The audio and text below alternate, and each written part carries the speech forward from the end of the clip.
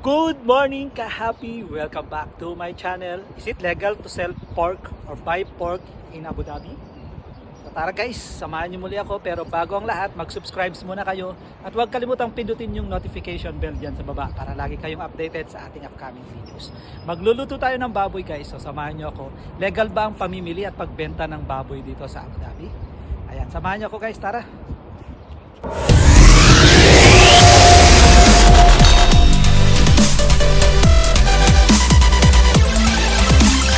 Tara guys, samahan nyo ako, bibili tayo ng baboy. Legal ba yung pamimili ng baboy dito sa Abu Dhabi? Oo guys, legal. Siyempre, kailangan may lisensya ka. Doon sa mga nagtitinda ng baboy, doon sa mga supermarket na nagtitinda ng baboy dito, meron silang lisensya.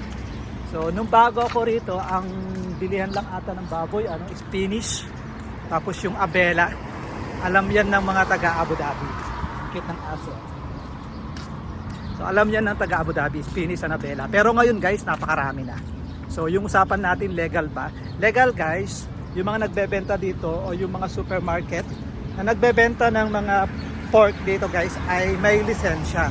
Plus, separate area siya. So para sa mga non-Muslim, pupunta kayo sa supermarket, siyempre separate room siya. Diba? So ayan, mayroon lisensya ang mga nagbebenta po ng pork dito. Hindi po basta-basta. At hindi po nasa public. Nasa isang supermarket. Tapos yung mga para sa non-Muslim na mga pagkain ay separate para sa mga kapatid nating Muslim. Especially yung alcohol at yung pork.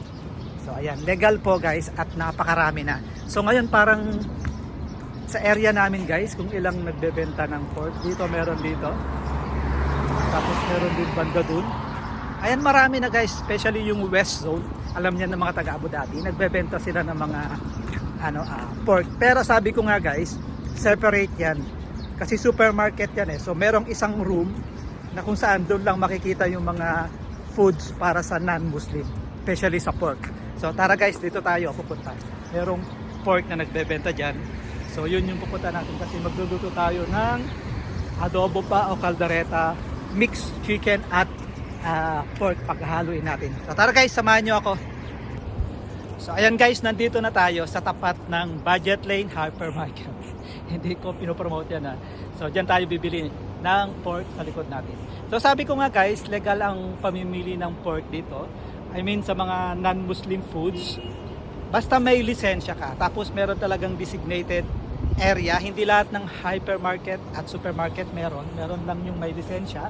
Plus pagpasok mo sa loob ng hypermarket or supermarket na yan ay meron uli sa loob na designated area, separate room kung saan doon ka lang makakabili ng non-Muslim foods like pork nga. Tapos yung mga condiments na may pork, yung mga spices na may halong spices, may halong non-Muslim foods. Tapos yung mga alak, ganun. Pagpasok mo sa lugar na yan, mayroon designated or separate na rooms. So tara guys, papakita ko sa inyo. Pasok tayo rito sa Budget Lane. So ito yung pupuntahan natin. Oh. Maraming Filipino foods dito. Lagi ako rito. Dito ako bumibili ng ng pork. So ang ganda oh. May Filipino jeepney. So ayan guys, ang ganda oh. So ito yung supermarket na pupuntahan natin. Meron Pinoy Sari-Sari Store, Mabuhay, Filipino Jeepney. Ang ganda, di ba? Ayan, kita nyo ba? Ayan. Magalit. So, nakapasok na ako dito. So, eto lang, ganito lang mali. Tapos, merong separate na room. Ayan, bababa tayo. So, ayan. Sabi ko nga, separate room siya. Separate place siya. Dito naman sa baba. Tara. May dala tayong cart.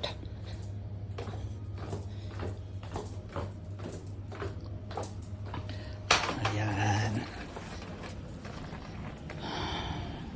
Mangwan. Meron palang mangwan.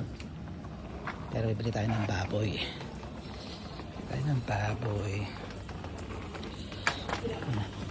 Tawag.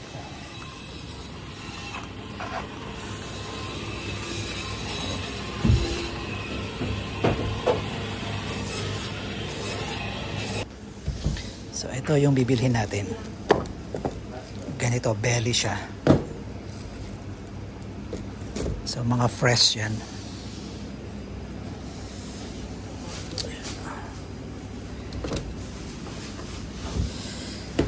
Tapos free na rin yung cut dito, ipapakat mo na lang. So eto na lang bibili natin. Ayan. So kakat nila dyan. Oh. Diyan nila ikakat. Brad, eto nga Brad. Ba?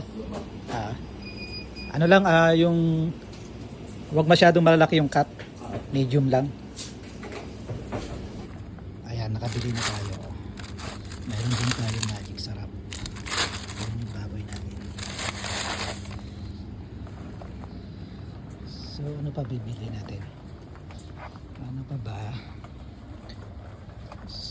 So, yung mga Filipino foods, Filipino snacks, marami din dito. Toyo, patis. May toyo pa ba ako? Mahina lang yung boses natin para ano. May mga bagoong, ayan na, bagoong. Kung ano pa. Chararararara. Okay, tara na. Tama na yan. Yan lang yung sadya natin. So, iwanan na natin to. So, ayan guys, kabili na tayo ng pork natin na pang adobo ba o ganito. Ayan. Tara na. So, separate din yung bayaran ng ano, ng baboy kaysa regular na mga ano. Ayan. Let's go. Nakabili na tayo na ng baboy natin. Thank you, thank you. So ayan, nakabili na tayo ng pork natin. So ang isang kilo, ano guys, sa belly ay 18 point something, kalimutan ko. Papakita ko sa inyo mamaya. So ang isang kilo ng belly rito guys, depende sa supermarket, depende rin sa stocking, bago o medyo luma. So pumapatak lang siya ng mga parang 18 to 20 parang dito tayo. So ito lang yung nilalakad ko pagka pumupunta ako ng supermarket na yun, pag bumibili ako ng pork. Tapos dito lang tayo guys sa likod. So ipapakita ko sa inyo mamaya kung anong itsura nitong pork belly na binili natin.